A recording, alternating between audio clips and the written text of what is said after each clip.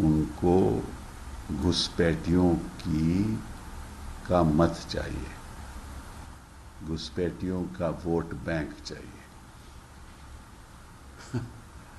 अब ये हमारे गृह मंत्री हैं और इनका मतलब क्या है ये कहने का? ये तो सरासर आपत्तिजनक कम्युनल बयान है और इनको शायद ये नहीं मालूम, और मालूम होना चाहिए कि जिनको ये घुसपैठिए कहते हैं वो इस देश के नागरिक भी हैं और उनको वोट का हक दिया गया है। वो इलेक्टरल रोल में उनका नाम है, वो इस देश के नागरिक हैं। तो आप, इसका मतलब ये है कि आपके बयान का कि इस देश के नागरिक घुसपैठिए हैं, यही हुआ ना आपका मतलब?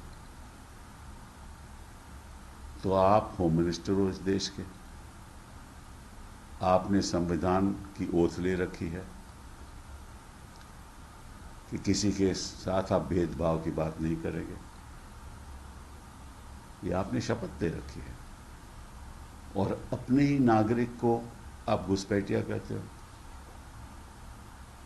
आपको भी मालूम है और मुझे भी मालूम है, देश की जनता को भी मालूम है, और जब मैं ये बात कह रहा हूं तो सब लोग जो सुन रहे हैं उनको भी मालूम है कि किसके बारे में आप बात कर रहे हो। तो इस देश का गृह मंत्री ऐसी बात करे तो दो ही बातें हो सकती हैं। पहली बात कि उनको लगता है कि हार सामने है, 4 जून में नतीजे जब आएंगे तो हार होगी, और किसी न किसी तरीके से इस हर इलेक्शन को जहाँ भी प्रदेशों में हो रही है, जो बाकी चरण बचे हुए हैं, तो उसको क्रिमिनलाइज किया जाए, क्योंकि ये बयान तो केवल बिहार में नहीं, ये सब जगह जाएगा। तो एक तो बात ये कि हार सामने है तो क्रिमिनलाइज करो। दूसरा ये हो सकता है कि आपके मन में इतना विष है, इतना जहर है अपने ही नागरिकों के लिए कि बर्दाश्त नहीं कर पाते आप कि वो नागरिक आपको शायद वोट ना दें, या आपकी शंका होगी कि वोट नहीं देंगे आपको। तो आपको अच्छा लगता है एक गृह मंत्री होते हुए ऐसी बात करना? और दूसरी बात इलेक्शन कमीशन ऑफ इंडिया की, चाहे आपको कोई याचिका डाले या नहीं डाले, आपको खुद ब खुद नोटिस देना चाहिए कि गृह मंत्री जी, आप अपने लोगों को, अपने नागरिकों को जिनका हक है वोट करने का, उनको घुसपैठियों क्यों कह रहे हो आप? अब इलेक्शन कमीशन ऑफ इंडिया तो देगी नहीं, हमें उम्मीद भी नहीं है कि वो ऐसा नोटिस देगी, और इलेक्शन को विशिएट करने का ये सिलसिला बनाते हैं, आप रोज के रोज बनाते हैं। कभी प्रधानमंत्री जी भी ऐसी बात करते हैं, फिर उसके बाद एक प्राइवेट चैनल को ये कहते हैं कि जिस दिन मैंने हिंदू मुस्लिम की बात की तो मुझे इस पद पे रहना नहीं चाहिए। तो या तो आप बड़े कंफ्यूज हो, या आप समझते हो कि हम सब लोग बेवकूफ हैं, इस देश की जनता ही बेवकूफ है कि आप जो मर्जी कहते रहो, कभी भी कहते रहो, किस वक्त भी कहते रहो, जो भी आप कहोगे सब जनता मान लेगी। तो मैं आपको सच बात बताऊं, ये खबरें तो हमें भी आ रही हैं कि अब लोग पहचान गए हैं कि आप हो क्या, आपकी असलियत पहचान गए हैं। और आप YouTube में जाके खुद देखो, गृह मंत्री जी आपके भाषण को कुछ सुनता नहीं है, उसमें जो हिट्स है ना बहुत कम है। इसीलिए है कि क्योंकि आप लोगों के ऊपर जनता का विश्वास उठ चुका है, और ये जो आपने इतने चरणों में इलेक्शन किया ना, तो आपने इसी सोच के लिया कि आपको फायदा होने वाला है, कि आप जहां जहां भी हर चरण में अपनी सारी फौज उतार देंगे, और ऐसे ऐसे भाषण करते रहेंगे। अभी आपको नुकसान हो रहा है, उसी वजह से नुकसान हो रहा है, क्योंकि जैसे जैसे आप ऐसी आपत्तिजनक बातें करते हो ना, जनता अब आपको पहचान चुकी है, और आपके खिलाफ जो माहौल, अगर अगर कम दिनों में ये इलेक्शन करवाते तो इतना नहीं बनता, लेकिन बढ़ता जा रहा है। तो मैं आपसे आग्रह करूंगा कि आपके ही फायदे की बात कर रहा हूं मैं, कि अगर ये सब बंद कर दोगे ना आप, तो शायद शायद जनता कहीं शायद अब मन आपका आपके सही रास्ते पर उतर रहे हो, लेकिन लगता है कि थोड़ी देर हो चुकी है। फिर भी कोशिश तो कीजिए। बहुत बहुत धन्यवाद।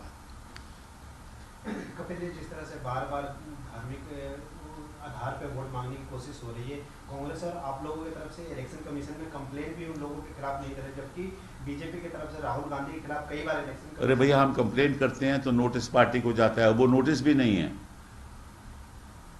जो आपत्तिजनक बयान दिया था, आपको मालूम है, प्रधानमंत्री जी ने जब याचिका डाली, एप्लीकेशन डाली, तो वो नोटिस ना तो पार्टी को गया, केवल एक चिट्ठी पार्टी को गई कि आप अपने स्टार कैंपेनर्स को कहिए कि ऐसी बातें ना करें जिसका उल्लंघन होगा मॉडल कोड ऑफ कॉन्डक्ट। तो जब ऐसे बयान में नोटिस भी नहीं जाता, तो याचिका डाल के क्या करेंगे? हमें तो मालूम है कि इलेक्शन कमीशन क्या है, उसकी असलियत क्या है, जनता को भी मालूम। बार बार एक बात इलेक्शंस में हम देख रहे हैं, बीजेपी बात कर रही है कि इंडिया अलायंस जो है ये परमाणु हथियार खत्म करना चाहती है, but when it was Indira Gandhi 1974 who was tried to a lot of governments that came in and gone and it has not happened. I think this is happening again and again. So क्या करना चाहती है? परमाणु खत्म करना चाहती है। In regard to Manish Shankar's statement, he said we should respect Pakistan. परमाणु खत्म मतलब कि परमाणु खत्म कौन कर सकता है? इंडिया अलायंस, दैट इज परमाणु खत्म करेगा वो कैसे? अरे 1974 में किसने किया था? फर्स्ट इंदिरा गांधी के टाइम पे हुआ था ना। तो हम करें तो हम ही खत्म करें, और फिर उसके बाद वाजपेयी जी ने, यही हुआ था ना। तो हमने समर्थन किया, हमने विरोध नहीं किया। तो फिर एक और मतलब कि अफवाह, एक और गलत बयानी। अब जनता देखिए ये करते रहे हैं, क्योंकि इनके पास कुछ और है नहीं, कुछ बचा नहीं। किसी भी संघर्ष में अगर हथियार खत्म हो जाएं, तो फिर आदमी कहता है कि चलो गाली गलौची कर लो। तो ये हो रहा है।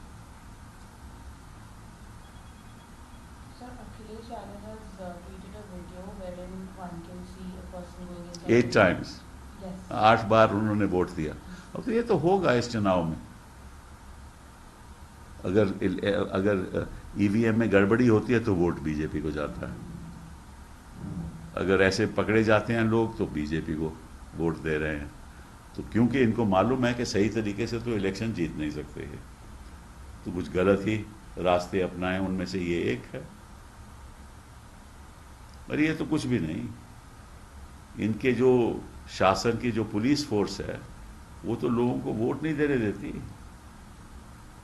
गिराए हुए है, धमकाए हुए है, लोग धमकाते हैं। तो ये तो इनका यूएसपी है कि भाई अब सही तरीके से वोट नहीं लो तो गलत तरीके से ले लो। इनके पास अंधाधुंध पैसा है, उसका भी खूब इस्तेमाल हो रहा है। सर, प्रधानमंत्री रिपीटेडली सेइंग कि उनके पास 100 दिन का एजेंडा है, तीसरी बार वो प्राइम मिनिस्टर। अब 100 दिन मिलेंगे कहाँ से? एजेंडा तो जो मर्जी रखते जाओ आप। अब 200 से विकसित भारत 247 2047 यही है ना, 2047 में विकसित भारत कौन किसने देखा? आपको याद होगा ही हमारे प्रधानमंत्री जी ने क्या कहा था कि आपने कांग्रेस को 60 साल दिए, हमें 60 महीने दे दो। 60 महीने दे दो मतलब 1 साल, 5 साल ना, 5 साल बीत गए। फिर उन्होंने कहा 5 साल में तो हमारा एजेंडा पूरा होता नहीं, तो बोले हमें 5 साल और दो। तो वो 5 साल भी बीत रहे हैं। अब कहते हैं कि हमने तो विकसित भारत बनाना है, 2047 में, तो हमें और वक्त दो। तो 60 महीने कहाँ गए? 60 महीने में आपने क्या किया ये तो बताओ। आप लोगों के बैंक अकाउंट में तो 15 लाख नहीं आया ना अभी तक, आप भी इंतज़ार कर रहे होगे। हम तो खैर नहीं करते, जो मैं पहले ही मालूम ना नहीं आने वाले, लेकिन गरीब आदमी तो करता होगा ना। So the CPM party in Kannur district is going to build a memorial for two of its workers who passed away while making crude bombs. They passed away in 2015. How do you look at? I don't know, it's ask them that question. How do you look at the problem of massive unemployment, and yet we be seeing a very distracting or something that is digressing from the main topic?